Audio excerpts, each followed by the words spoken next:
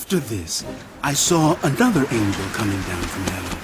He had great authority, and the earth was illuminated by his splendor. With a mighty voice, he shouted, Fallen! Fallen is Babylon the Great.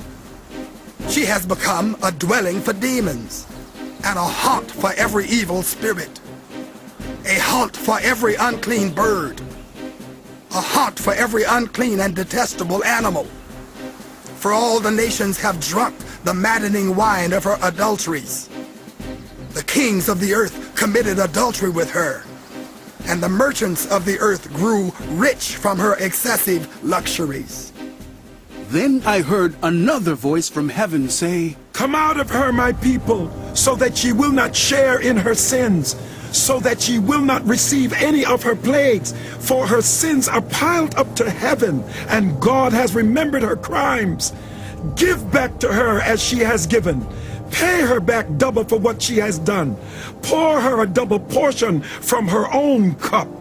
Give her as much torment and grief as the glory and luxury she gave herself. In her heart she boasts, I sit enthroned as queen. I am not a widow. I will never mourn. Therefore in one day her plagues will overtake her. Death, mourning, and famine. She will be consumed by fire, for mighty is the Lord God who judges her. When the kings of the earth who committed adultery with her and shared her luxury see the smoke of her burning, they will weep and mourn over her. Terrified at her torment, they will stand far off and cry. Woe, woe to you, great city, you mighty city of Babylon. In 1 hour, your doom has come. The merchants of the earth will weep and mourn over her, because no one buys their cargoes anymore.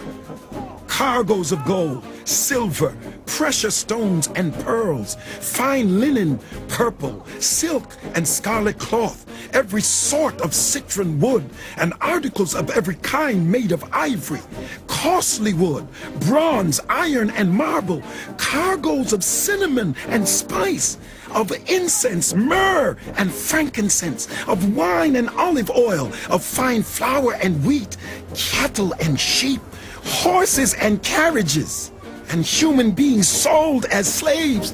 They will say, The fruit you longed for is gone from you. All your luxury and splendor have vanished, never to be recovered. The merchants who sold these things and gained their wealth from her will stand far off, terrified at her torment. They will weep and mourn and cry out, Woe! Woe to you, great city, dressed in fine linen, purple and scarlet, and glittering with gold, precious stones, and pearls. In 1 hour, such great wealth has been brought to ruin. Every sea captain and all who travel by ship, the sailors and all who earn their living from the sea will stand far off. When they see the smoke of her burning, they will exclaim, Was there ever a city like this great city?